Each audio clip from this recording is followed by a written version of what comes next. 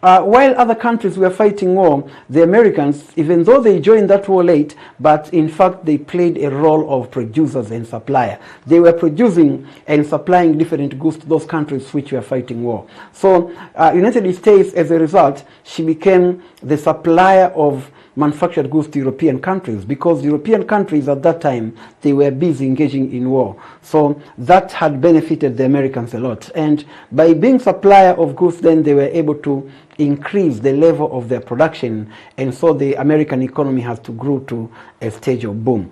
Another point, my dear students, is introduction of tariff against the foreign goods.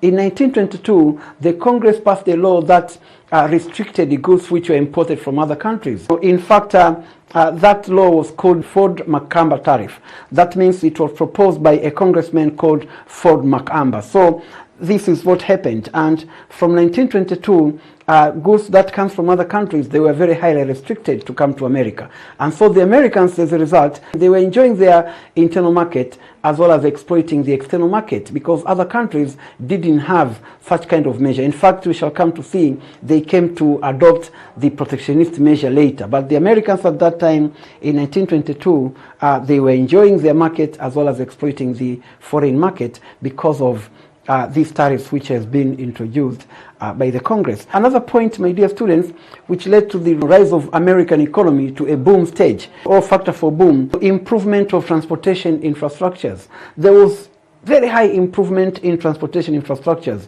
In 1920s, for instance, Ford Motor Company, they facilitated the motor vehicle production and assembling process. They were producing cars which were very cheap. The car in which almost many families in America could afford to buy those cars. And they reduced the cost of production after they have changed their mode of production in their industry and introduced a kind of system which was called a conveyor belt system of production, whereby each part was to be produced. Assembling was done in some hours. So a lot of cars were produced, and in fact the price of cars was very highly reduced. Not only that, but there were also construction of railways, railways which was cutting across the America and so on. That facilitated the transportation of goods and raw materials from one area to another. And remember, infrastructures, as what has been said by some of the German philosophers, that infrastructures, they're like the vein which are transporting blood in the body, and they're so important in development of any country. So there was improvement of infrastructures in America, which boosted the industrial investment as well as agricultural development in the rural area. Another thing was the cosmopolitans of the American citizens. Of course, we said this in the previous lesson, that the United States is blessed of having people who come from different originality, people who come from different places. For instance, we have the African Americans. African Americans, they are good for something. If you look for, for instance, they are good, as I said earlier, in games, arts and sports and other things. There are some others who are good in shipbuilding. Others are good in electronics. Some others are good financial, like the Jews, as we have said. So United States is blessed of having people who come from different backgrounds. And those people have brought their talents to America. And that talent then helped a lot to the development of United States to what it is today. And so in 1920s, they enjoyed that cosmopolitans of the American citizens.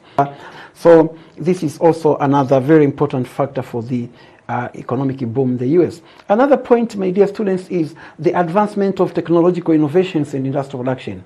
There was technological innovations in America, particularly in that 1920s. Here, for instance, you can see the new process and technology of steel making and refining, for instance, were the foundation of Carnegie and Rockefeller enterprises. The refrigerator, for instance, car, made it possible for the beef to reach the market. That means before the introduction of refrigerator, people could not transport beef or fish from the fishing areas to the market because they could get rotten. So after the introduction of refrigerator, then people could transport beef, could transport fish from the areas of production to the market and so on.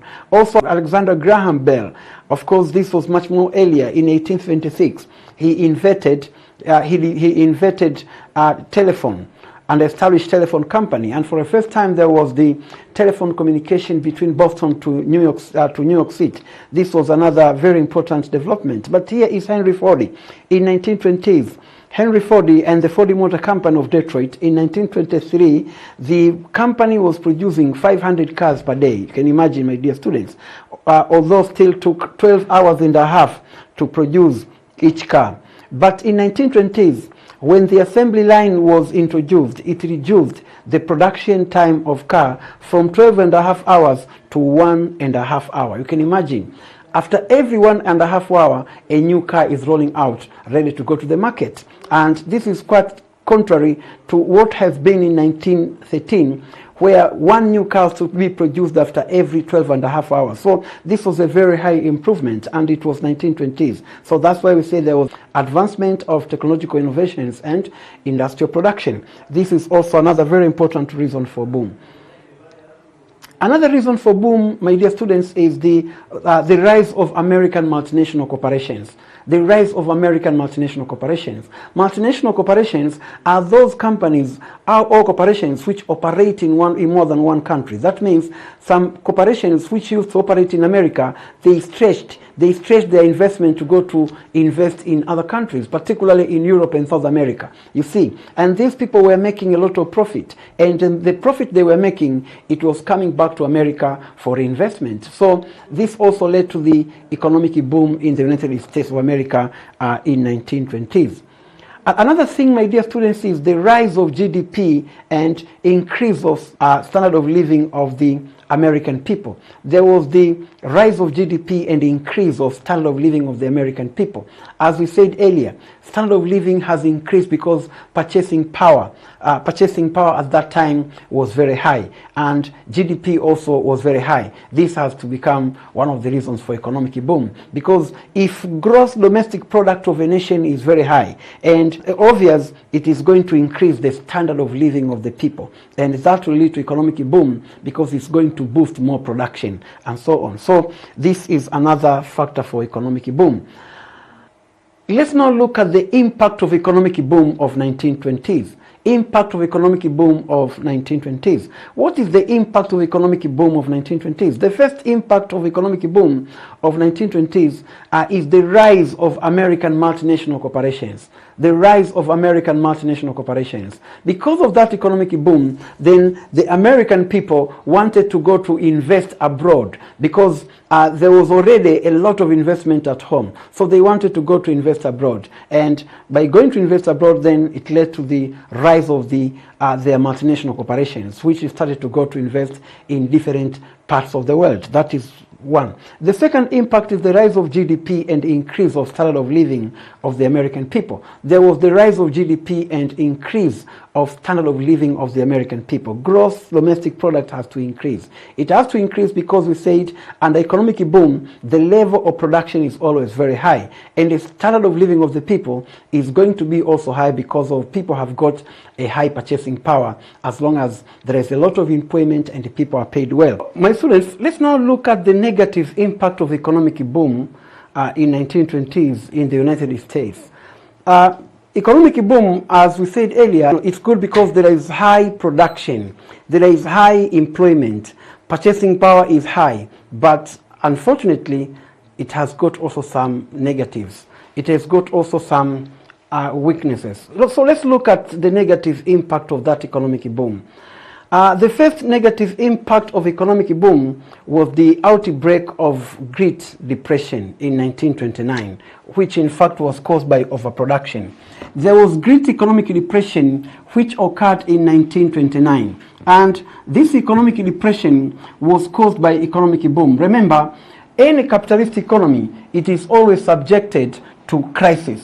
Why? Because there is no central planning. There is planning but not central planning. This is contrary to socialist system where there is central planning. People do not plan what to produce, when to produce, how to produce, and how much to produce and so on. Production is planned by the individual capitalists, and this is leading up to economic depression. So as you can see in this cycle, which is a very normal cycle to a capitalist economy, here there can be production, which is a normal production, but the production can increase to reach a boom stage. At this boom stage, as we have said, the purchasing power of the people is very high, employment is very high, and in fact life is so good at this stage. But because production is increasing without looking at the size of the market, then this is going to lead to what we call economic recession. Economic recession. And this economic recession is sometimes what we call economic crisis. And if care is not taken, if they do not take care at this stage, then it might go down and lead to economic depression.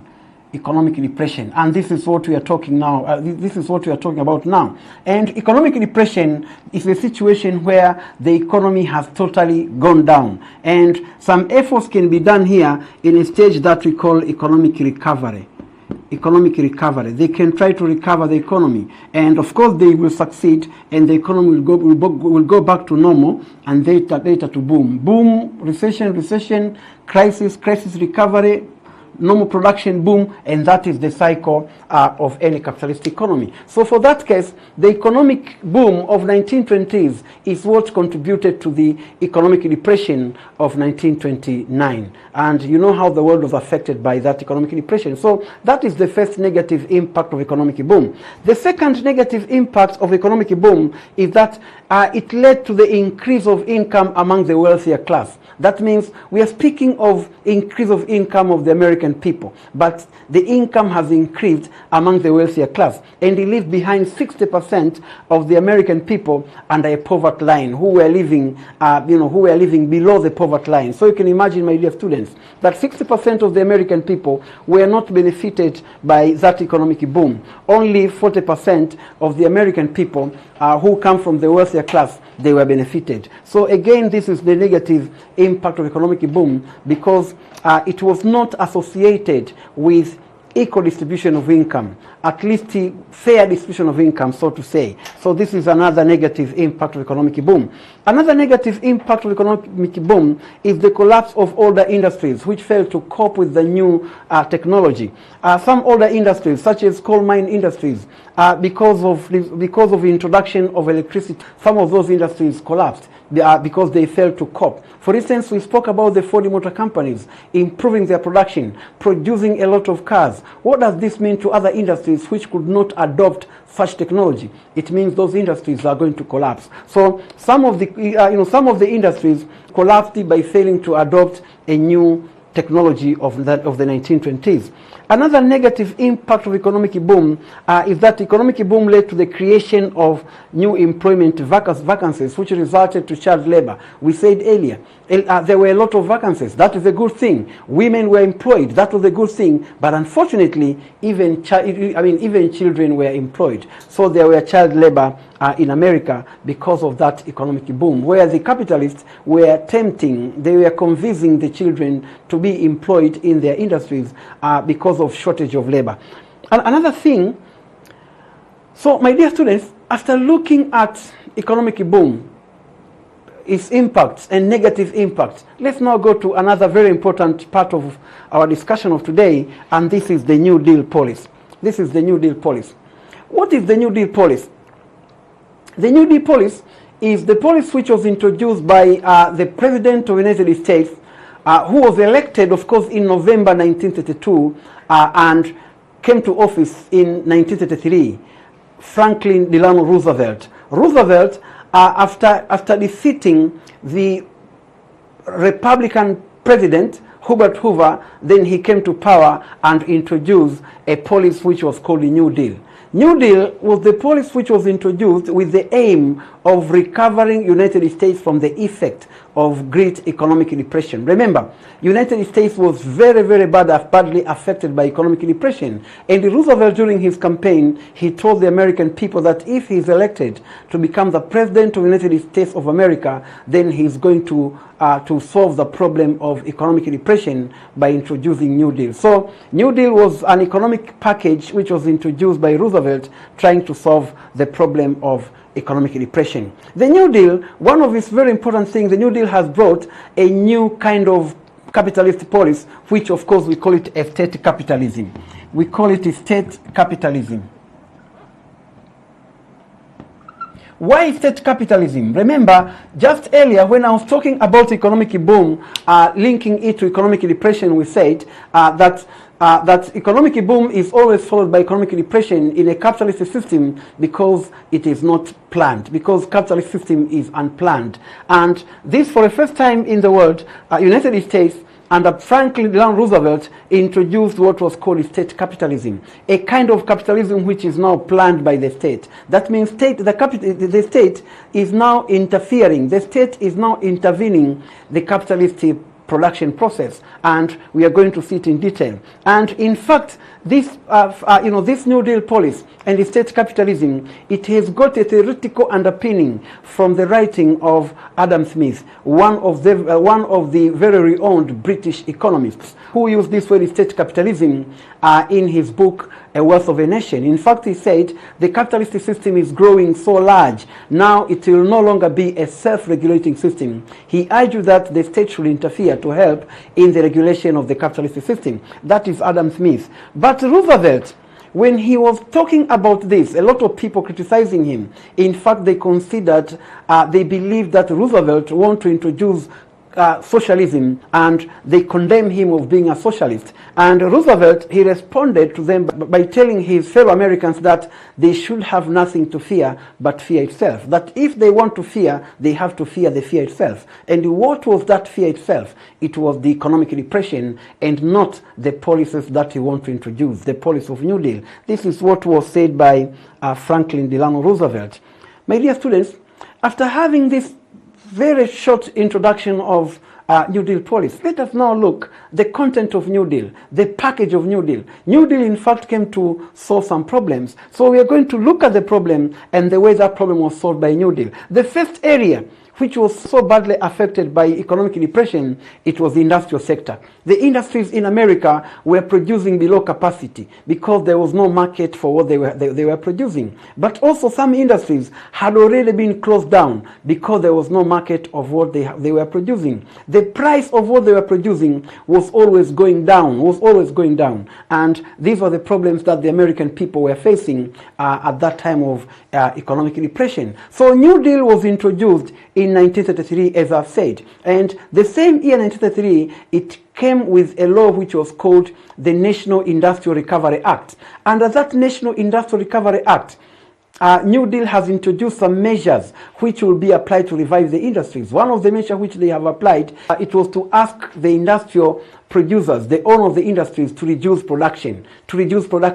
And so they provided what was called production quotas to each industries. Industries were given a certain amount of goods to produce. Also, they told the industrial owners to put a minimum wage ceiling. That means the state has put a minimum wage ceiling, that the wage of the workers should not be below this amount. And why? Because they knew that one of the problems which caused the industries to collapse, one of the things which caused the economy to collapse, is because of decreasing or purchasing power of the people, which in fact leading up to overproduction. And all these things were introduced. But however, they said this is going to be done voluntarily. And the one who agreed to those terms, then his or her commodities would be given what was called the Blue Eagle logo. And and when it goes to the market, people will buy it because the government, of course, will be telling the people that these are the people who have complied with our terms, so please buy their goods and so on. This is the problem in industrial sector, and this is the way they have tried to solve those problems in industrial sector. They even established what was called the Labor Relation Board, the board which was established to regulate the problems between the workers and the capitalists, the owners of the industries, because these people always, they used to quarrel, and whenever they go to the public courts, to the civil court, it is the workers who were to be defeated in the court. So they have to form a labor relation board, which will be there to regulate the problems between the employers and employee. All this, of course, were done to reduce the conflict between the workers and the capitalists. So this is the problem in industrial sector, and that's the way it was solved. There is this problem of labor relations. Also in labor relations, as I've said, they formed a labor relation board, which was then given the power of regulating the problems between the employer and the employee. But also above this, these labor relations, under these labor relations also, they allowed the workers to establish trade unions. And in fact, the workers were given the right to strike and so on when they were demanding for their right. Even though shall come to see also, this one has faced a lot of problems. But this is what they have done. Remember, because of that economic depression, the life of the workers were so difficult. The conflict between the employers and employee were everywhere in America. And in fact, it threatened the revolution because workers started to organize for changes. The changes like what happened in Soviet Union. So because of this, then government had intervened and tried to regulate the relations between the employers and employee. Another problem was the problem of unemployment. Problem of unemployment, remember, my dear students, it has only one solution. Unemployment can be solved by providing of employment, creation of employment. So the government of the United States of America started to think of the way of creating employment. And so they formed different kind of projects where people were employed. For instance, there was public work administration where people were employed in planting trees, in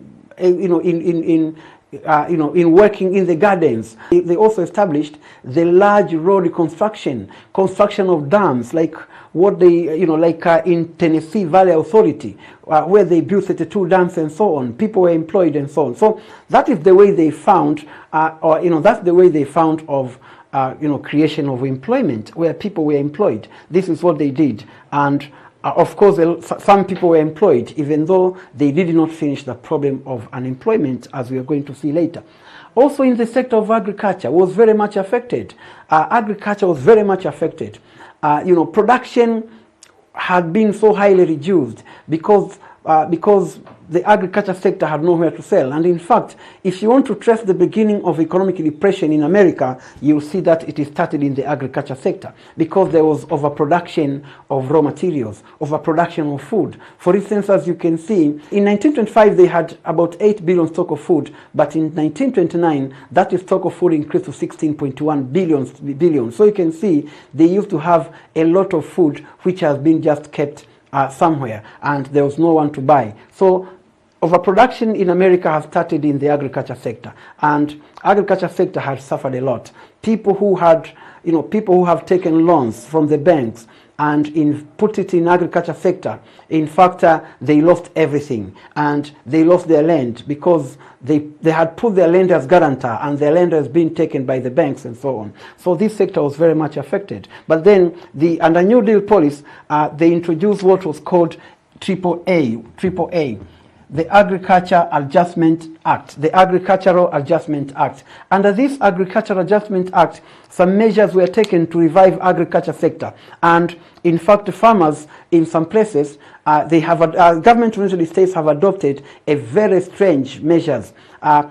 This include paying the farmers not to produce. That some farmers were paid not to produce. You are given some money not to produce. That if you have your farm, they tell you, don't produce this year and you're going to have this amount. Why are they telling them not to produce? Because the problem, remember we said, it was overproduction. So if there is overproduction, then you'll have to reduce production first and start the production very slowly and steadily while you are looking at the size of the market. So this is what they did. The government also bought pigs and they slaughter them, distribute them in the learning institutions, and others were dumped in the sea. Why? Because they wanted to create a scarcity, so that when people start the production, then they can find a market and so on. So these are the measures which were taken in agriculture sector. And the aim, remember, it was to revive agriculture sector because it was so much affected by the economic depression.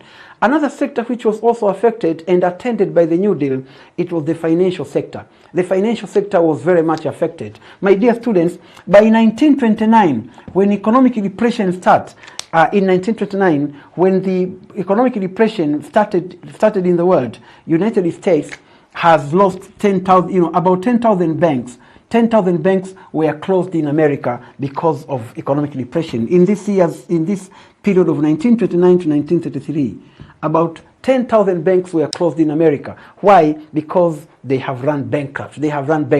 So the American financial sector was very much affected. Even the even the New York Stock Exchange market was affected. And in fact, for the first time ever since it was established, that stock market was closed because people were coming to sell shares while they know that their companies have run bankrupt. So there was what we call a financial panic because of economic depression. So Franklin Delano Roosevelt, he wanted to end this financial panic. And so he called for, and he asked for money from the Congress, and some banks were given money and they were able to to come up, and some others were closed forever. In fact, Roosevelt declared what was called a banking holiday, where all banks will be closed for 3 days, and the government, the government people will go through those banks and look at the status of those banks. The banks which are doing good are going to be opened, and the banks which they can be helped and recover,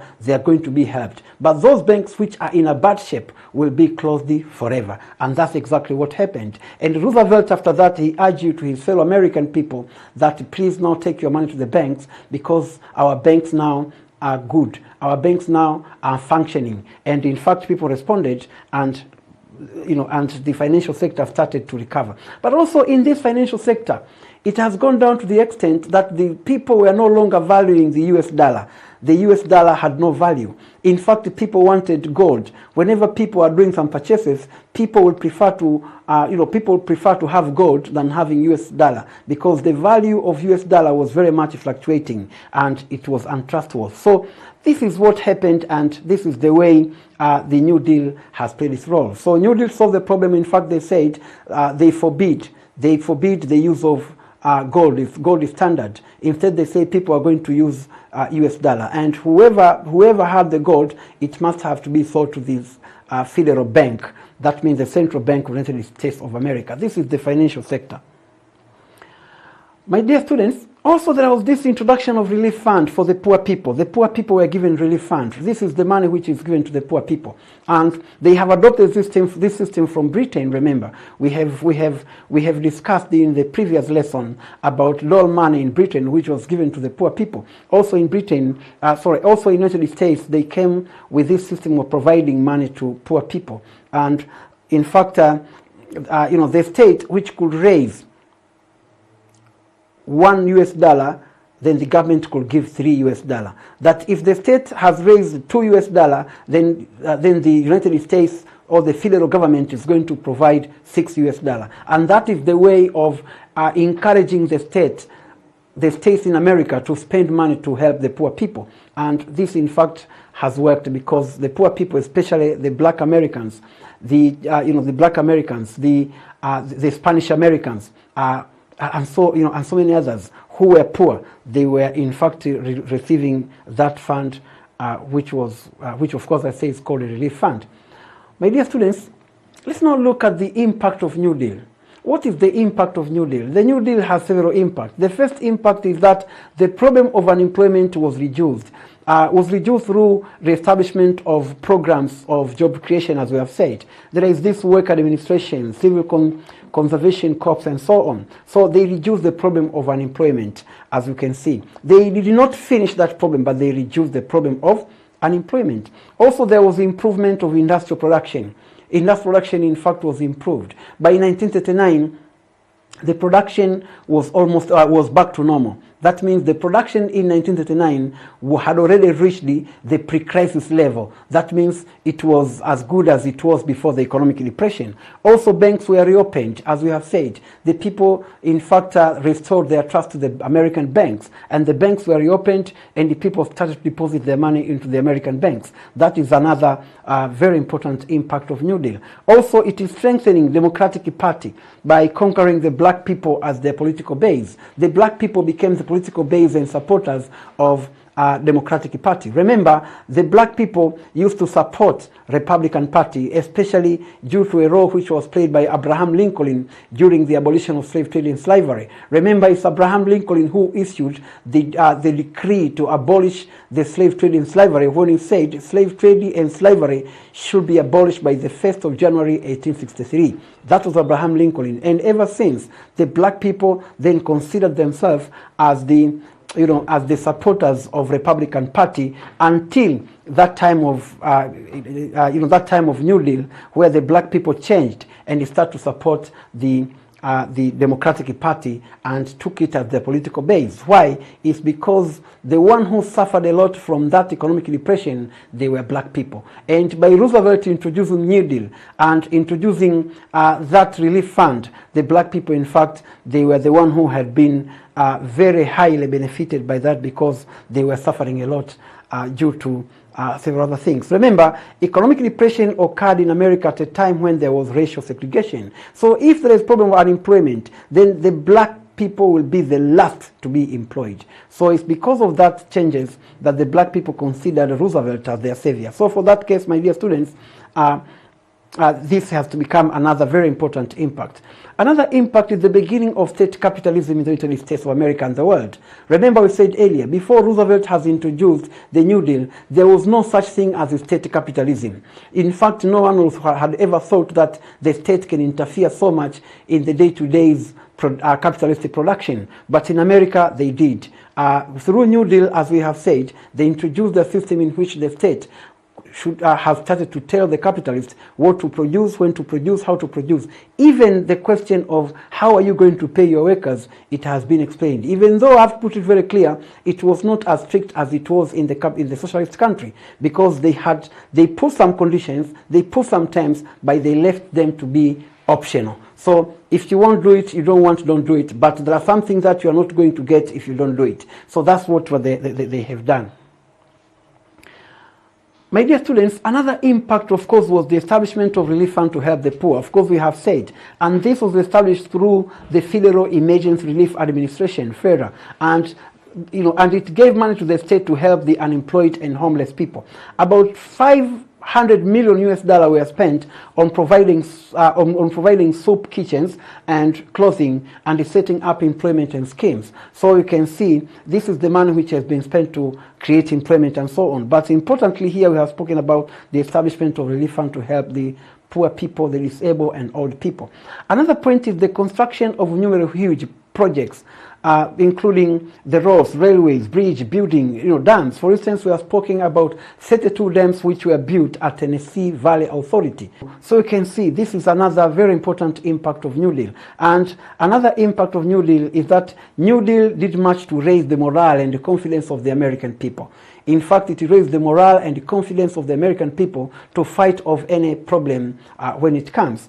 Because many people thought that the United States is going to collapse because of that economic depression, and especially looking at the way she was affected. But through New Deal, they were able to fight against economic depression, and in fact, they went through. So the Americans then believed that if we have managed to fight against economic depression and win, then probably nothing else can come and defeat us. So it rose the American morale and confidence to fight against any problem when it comes.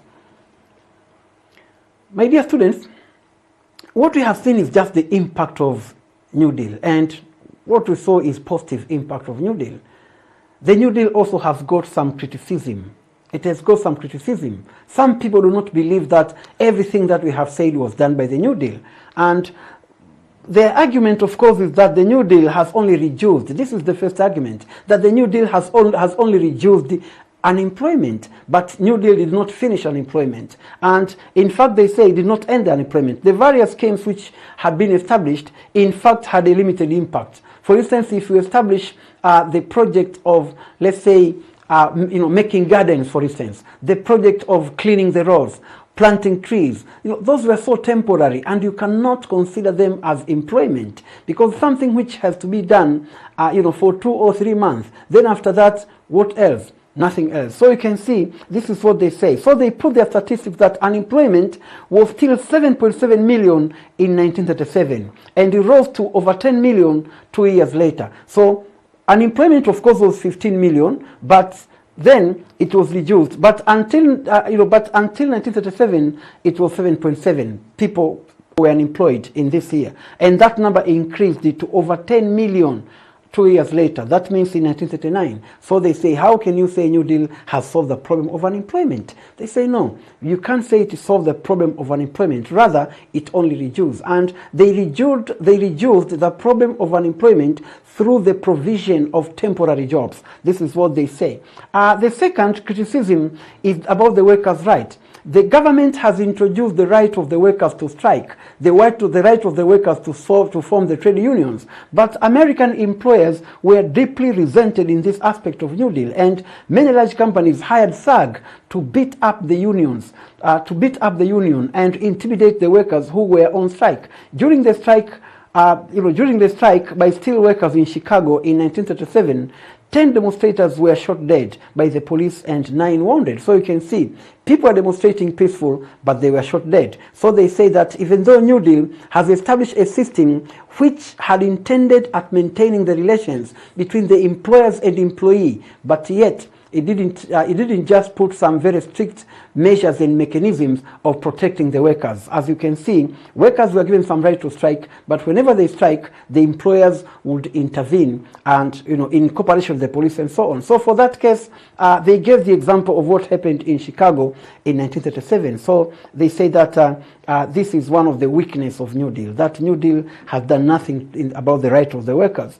But another thing, my dear students, is that New Deal did not go far enough to help the poor American people. The American people are still very poor. For instance, as you can see, Social Security Act, which was introduced during that time of New Deal, has excluded 20% of the workforce in America, including 5 million disparate farm workers. That means 5 million people who were working in the farm. They were not included in Social Security Act.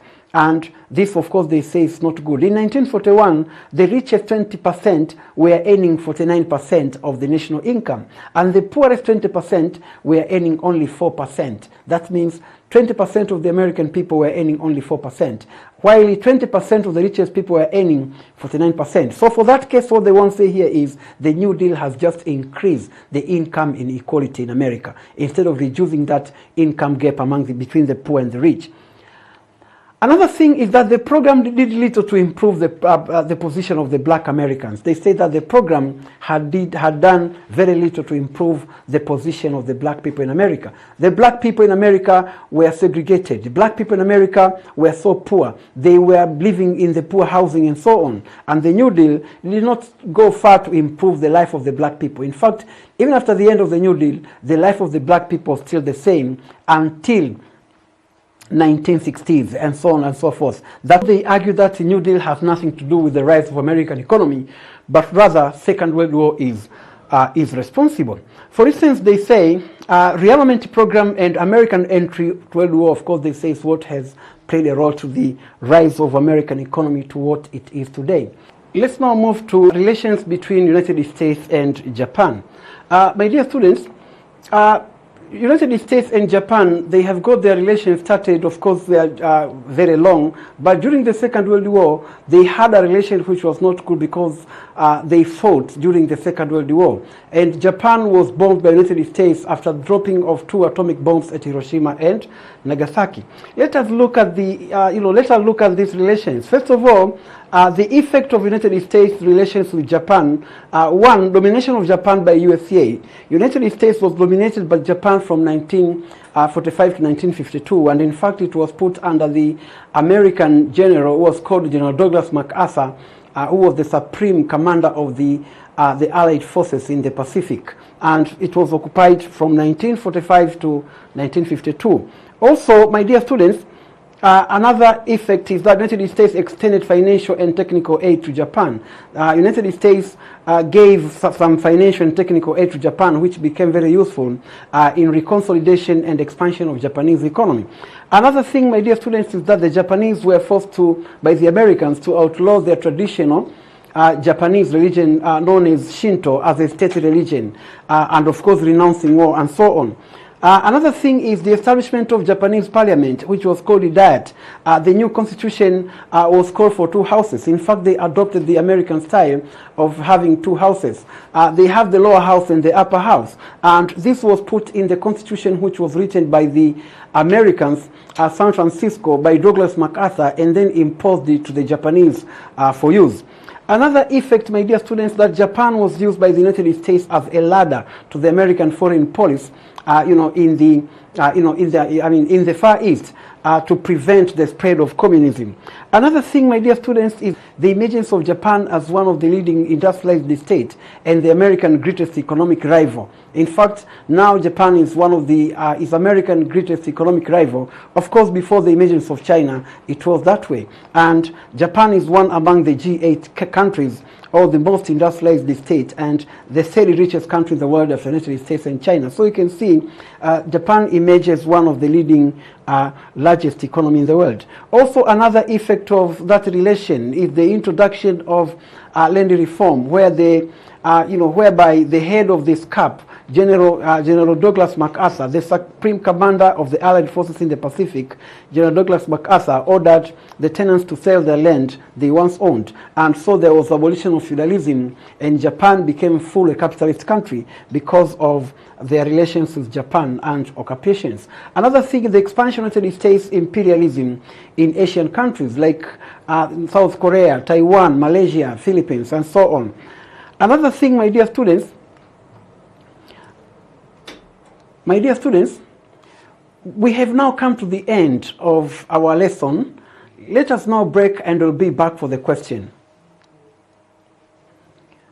My dear students, you remember at the beginning of our lesson, I gave you some questions, and it is my hope that now you have gone through those questions, and while we were continuing with our lesson, and now you can be able to provide the answers to those questions. The first question was, show how the First World War accelerated the 1920s economic boom. Here we are talking of economic boom in relation to First World War, my dear students. But remember, one of the things that you can see, the economic boom occurred in America, and that was 1920s. And in fact, later it was followed by economic depression. So how do we relate the economic boom in America with the effect of First World War? First, of course, we have said, and we have said the way United States of America was benefited by First World War. In fact, she was enjoying the market in Europe, and they were producing a lot. So because of that First World War, United States of America was able to grow her economy and become one of the largest economy in the world. So that's the way you can link the First World War with economic boom. So you can say simply there was a large availability of raw materials because other countries were not producing. So the Americans were enjoying a large supply of raw materials, for instance, iron, zinc, agricultural raw materials. And second, there was large market to those countries because those other countries were not producing. So United States had concentrated in production. Remember I said they joined that war late compared to other countries. But also, First World War has benefited the United States. Why? Because a lot of people from different countries after the war, they went to America either to look for job or to look for the green pastures, the good life. And some of them, we said already, they went to America with their talents. And their talents then were used for the American economic boom and so on. So my dear students, this, of course, to get some other points, this is what you can say regarding this question.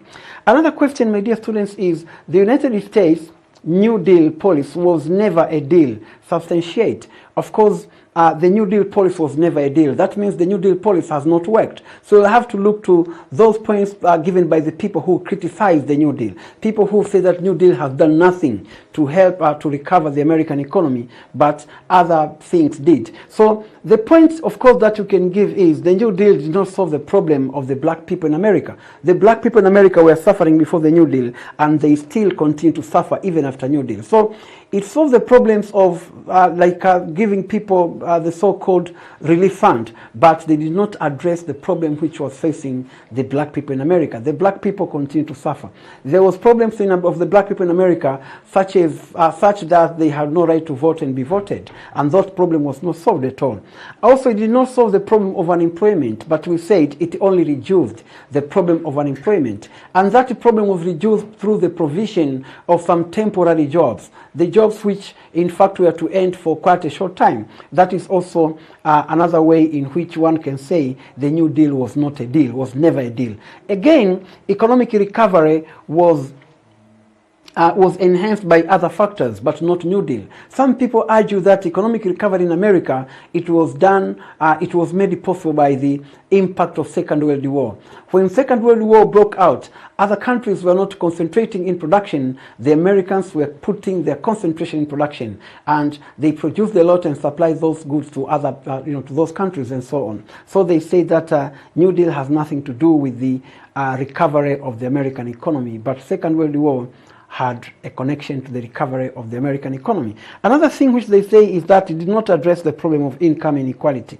Problem of income inequality was not addressed, as we have seen. Majority of the American people, they were still poor, while the 20% richest American people, they were enjoying about the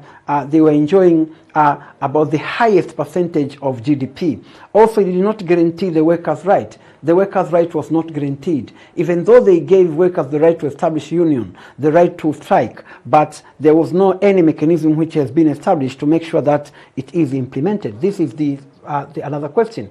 The third question is, show the impact of US aid to Japanese economy after Second World War. My dear students, as you can see, the first impact is the rise of Japanese economy, as we have said. The spread of Cold War, especially during that Cold War politics. Emergence of trade war between USA and Japan. Even though USA has helped Japan to become one of the largest economies in the world, but after Japan, the Japanese have become highly developed in economy, they started to wage a trade war between USA and Japan. Even though now that trade war has been calmed down after the emergence of China, now of course we see China and Japan, China and the United States of America being in the trade war. Establishment of military relations between USA and Japan, even if when you read the Japanese constitution, that the defense of Japan, it is in the hands of the Americans. And the Americans had their forces at Okinawa for quite a long time. They used to have their forces at Okinawa in Japan. And finally, introduction of democratic system in Japan. The democratic system which is operating in Japan with two houses, the lower house and the upper house, where they have the emperor and the prime minister. That system, in fact, it was architected, by the Americans. As I said earlier, the constitution which is used in Japan today, it was written by General Douglas MacArthur. And so you can see the way the Americans have shaped the Japanese politics and so on. So my dear students, together with some other points, this is what you can provide. And for today, my dear students, let's end here and let us meet next time for another topic.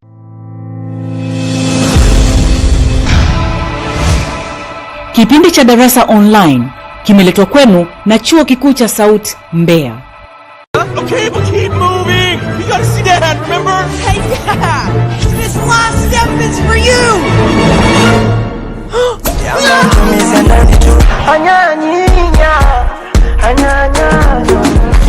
Jerusalema, ikayalami. Iyuma no gaga, uzoba no gaga. Nani press, nani para no stress. Kukufisha shenda so kiss. You're insecure. Oh, I'm insecure. Asacheza nipone Yembe toka Chato Magufuli ndo rais wa wanyo. We keep it 100, yeah, we never pretend. Can my friends and your friends them be friends? Now show me quarantine. Quarantine, yes, quarantine.